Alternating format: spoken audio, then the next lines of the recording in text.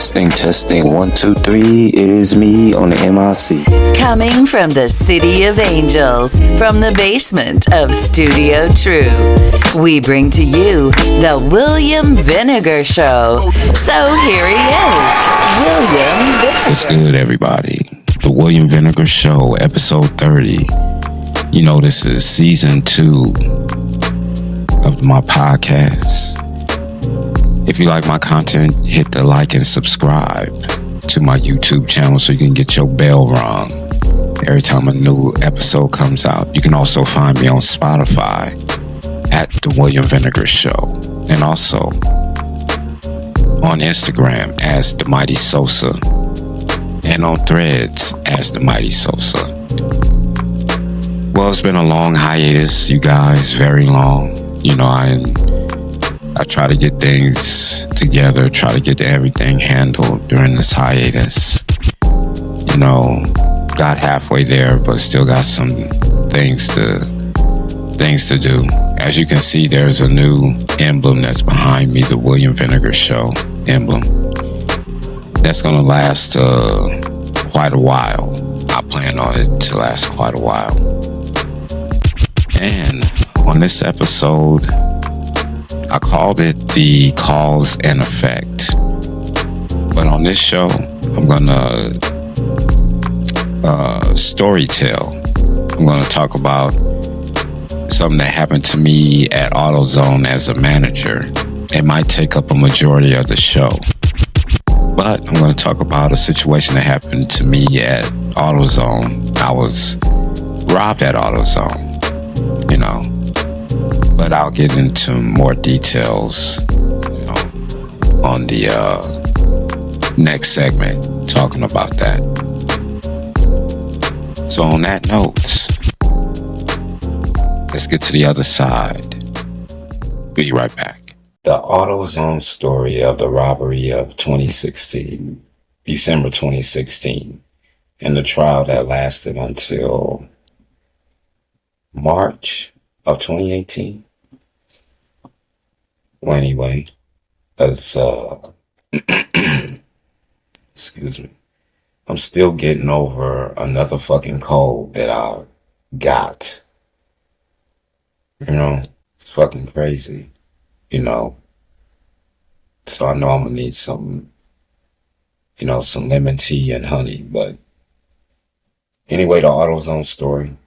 It starts in 2016, December 2016. I'm working as a sales manager, part sales manager at AutoZone.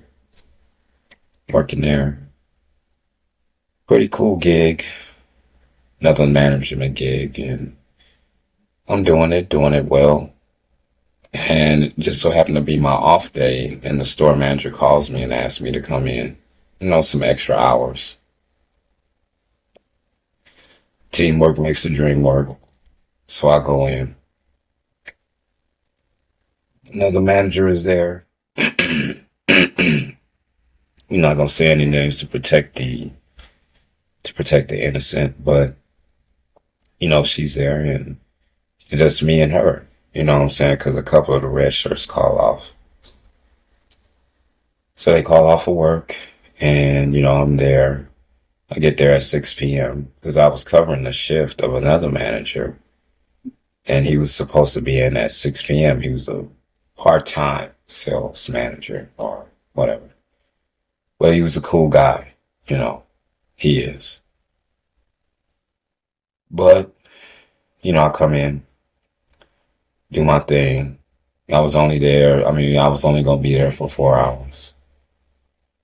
You know, and then all of a sudden around between 9 and 10, you know, a couple of dudes came in, you know, and then, you know, it didn't feel right. One of them walks up to the counter. I'm at the counter. And they ask me, you know, you have brakes for a 1998 Toyota Camry, some shit, you know. So I'm looking up on it on the computer, then all of a sudden, old boy just bum rushes me, comes around the counter, grabs me and put a gun up to my back and says, "This not your money, black man. You don't have to die tonight. What can you say to a statement like that? Not to say that I was afraid, but let me just say this. Any person that tells you that they don't have any type of fear, either they're dead or they fucking lying. Period. So to say that I wasn't afraid, I was afraid. It's a natural emotion. Have your eyes flat, your life flash before your eyes. But be that as it may, they get, start committing a robbery, takes me into the cash office. I go into the cash office. They take the other manager and they make her empty out the registers that I told her to get out before we close, maybe 2 hours before we close. So they got her out there. I'm in there with the other two guys, you know what I'm saying? One of the guys was experienced. Well, two of them were experienced, like they did this shit before. And come to find out in the trial that that the FBI and the Gardena police and the LAPD and the sheriffs had a task force against this group. But, there was one in there that, looked nervous, was kind of shaking and shit like this. I don't know if it was his first time doing some shit like this. But he was the one that wanted to shoot us. And the other dude said, no, ain't nobody getting killed tonight. That's not the purpose tonight, Well, anyway, they made away with the money, took our cell phones, got away. Police came, district manager came, see how everybody was doing. Took a week off of work, made you go to, see counseling, and, the female manager that was there, she eventually quit. Maybe about a couple of months later, going into the new year of 2017, it gets tried again. But this time it's the inexperienced guy that comes. He comes. You know what I'm saying? And this time I have about 2 other people there working with me and like 4 customers inside the store. So I guess he kind of got nervous and shit. But the thing was, he should have recognized who I was. Because I knew who he was because you didn't have no mask on, bro. Or anything. So I recognized you. So anyway, he ends up and talking about, he wanted the car part and shit. So I pretended to go look for it. But I really went around the corner and called the Gardena police. And told him one of the robbers from December is here. And he might do it again. This time I have customers here. But when I'm talking to the police, I'm pretending I'm talking to another store. And the 911 lady said, oh, he's there right now? I said, yes. And then she said, I'm going to send somebody right now. I said, okay, I'll try and send pretending. I said, well, I'll try and send the customer your way. So I'm walking back towards the counter, and all of a sudden, police was there. Within, I wouldn't even say half a minute, they were already there after I got off the phone. Came in, guns, not guns blazing, but with guns drawn, come in, get him. He had a gun on him right there and there. So he ends up getting arrested. And he ends up telling on everybody else who's a part of that group. So all of them get arrested. I get, AutoZone gave me $1,500 and a pen. Because of shrink prevention. You know what I'm saying? And I got money from the task force too. Because they were looking for them. But anyway, they were delaying the trial. You know what I'm saying? And during that time, I ended up getting another position at another job where I currently work at. And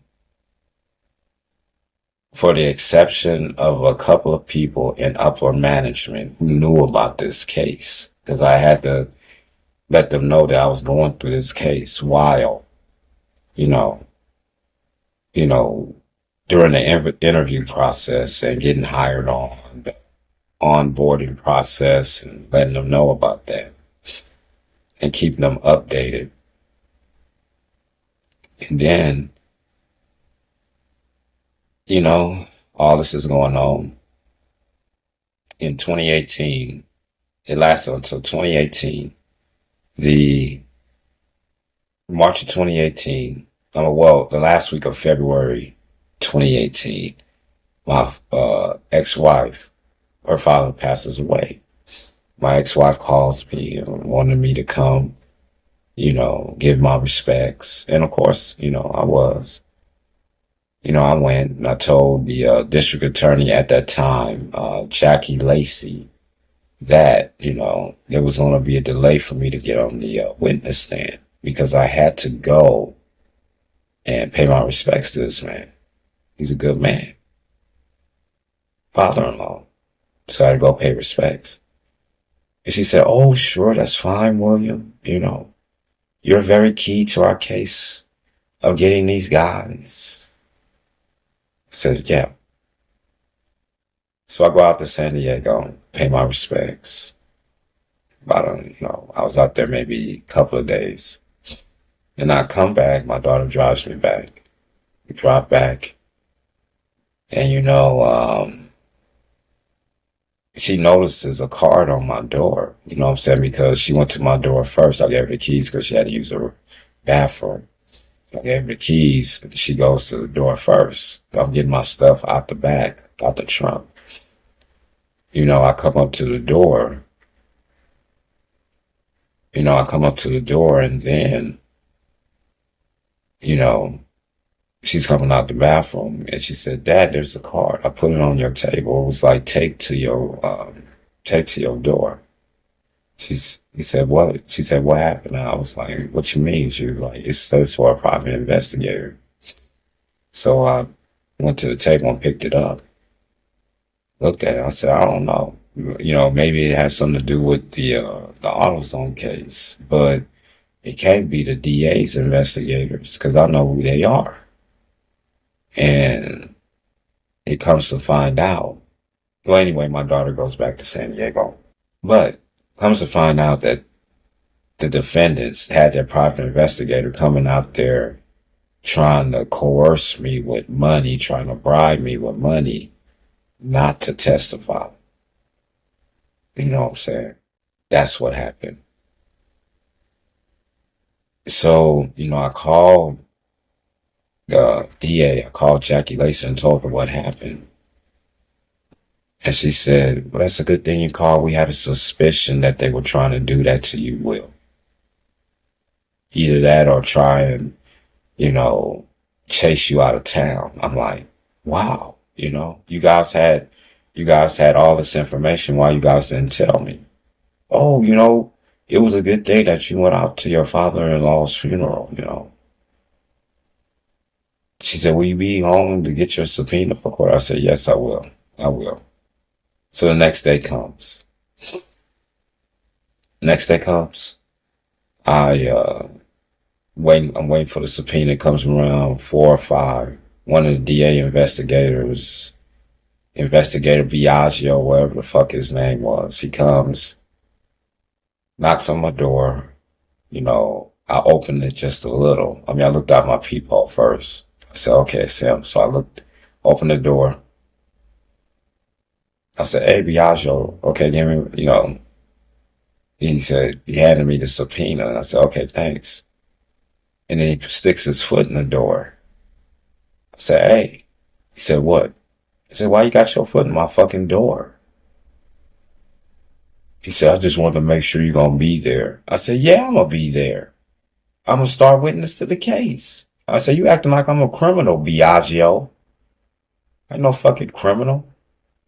I'm the one who got fucked and robbed. Did you read the case? Well, anyway, he kind of rolled his eyes at me and then he left. Next morning, I wake up early, about 4 or 5 a.m. I wake up early and I don't know if I was nervous about things or feeling some type of way, like a cold right now that I have, making me stiff as snot on my show. So that's why I'm going to cut it short after this, after I tell the story. But I wake up at 4 a.m. or 5 the next day. I couldn't sleep. Nervous. Just telling my girlfriend at the time, something don't feel right, don't sit right. I'm just nervous. So I go into my living room, smoking a blunt. And all of a sudden, I got my blinds a certain way where I can see out, but you can't really see in. So I'm looking and I see like two figures like creeping towards my door, with, guns.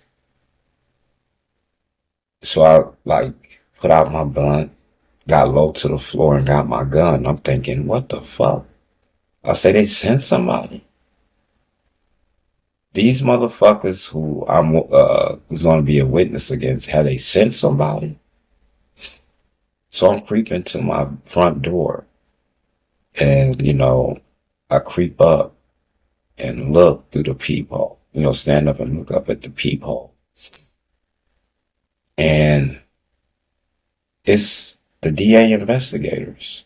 So I look again and I put my gun away. And I look again. I say, who is it? They said, DA investigators. We got a warrant for your arrest. Excuse me. We got a warrant for your arrest.